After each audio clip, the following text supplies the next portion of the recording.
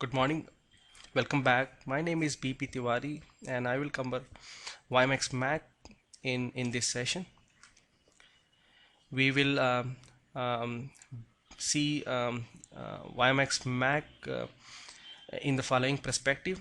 We will cover network entry and connection, and then we will see WiMAX QoS, and then WiMAX scheduler, and then WiMAX air link control mechanisms, and then WiMAX handovers, and finally WiMAX network security. I'm on slide number 3, and in this particular slide the key building blocks of WiMAX MAC are presented. So in WiMAX sublayer, MAC sublayer, we have a PDU operation, we have connection management, we have QoS and scheduling, we have air link control, entry, network entry, mobility and handovers, power management, and multicast and broadcast services. And another key uh, block of my MAC sublayer is security sublayer. So we will go and in this presentation to each of these blocks and put more emphasis on QoS, mobility, and security. I'm on slide number 4, and in this particular slide we will see the procedures of network entry and connection in mobile WiMAX MAC. The communication between mobile station and base station is presented here step by step. So the first thing a mobile station will do is to do a downlink scan, and in the first frame, in the first OFDMA frame, there is a preamble, and 802.16e has a defined set of preamble, has a set of PN codes defined, and which will be transmitted by the base station in preamble, and mobile station looks for these preambles and matches the PN code to look for what kind of waveforms it has to receive. Once it has acquired an PN sequence, after acquiring the preamble, it looks for FCH, which is transmitted after preamble, and after FCH, mobile station decodes the downlink map, because FCH contains information on decoding downlink map.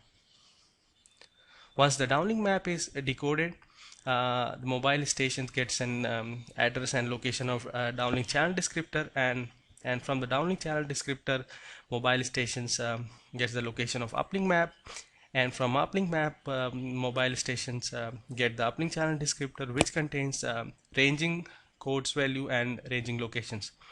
So up to here, the mobile station has completed the preamble acquisition, and also the burst allocations, and also understood the ranging channels location.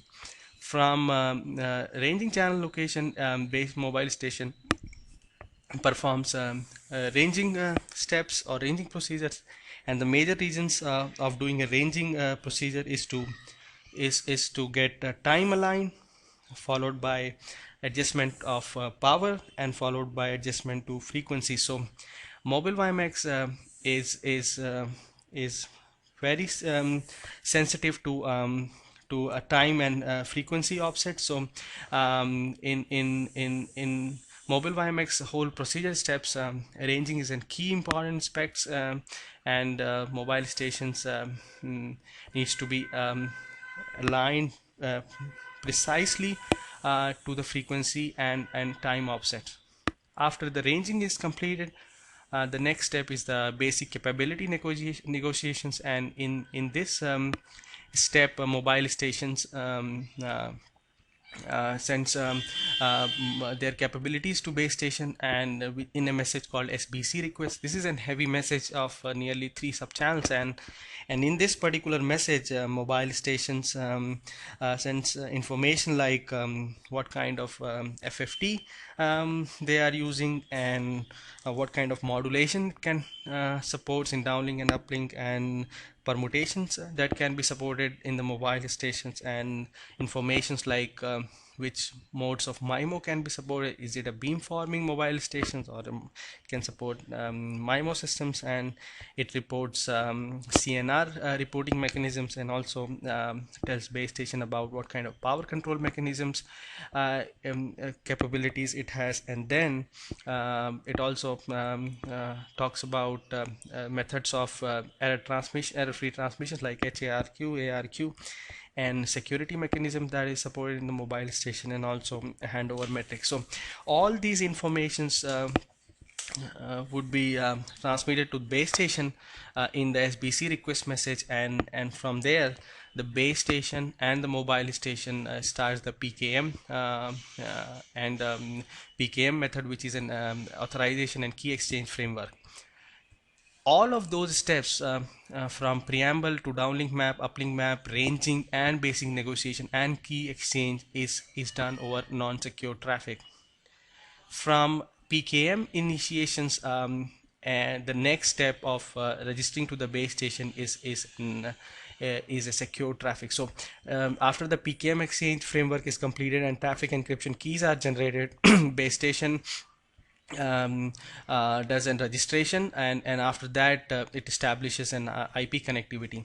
Now once an IP connectivity is established, the base station and the mobile station either in a state of doing a data transmission in downlink and uplink, or a mobile station can do a neighboring scanning, or it can go to a sleep mode. If there is no data transmission over a specified time, then base station may decide to send do an mobile station to an idle mode, and while they were in idle mode, the mobile station deregisters from the base station and goes into a non-registered mode, and from where it listens for paging messages. And if the mobile station has to do again data transmission, it establishes a data path again, and does a data transmission. So the whole step of network entry and connection is presented in slide number 4, and the key message that I would like to put for my audience is the initial steps of synchronization and ranging and basic capability negotiations is done over a non-secure traffic, and after that traffic is secured, and then data transmission and further procedures of data transmission like sleep mode, idle mode, and other happens.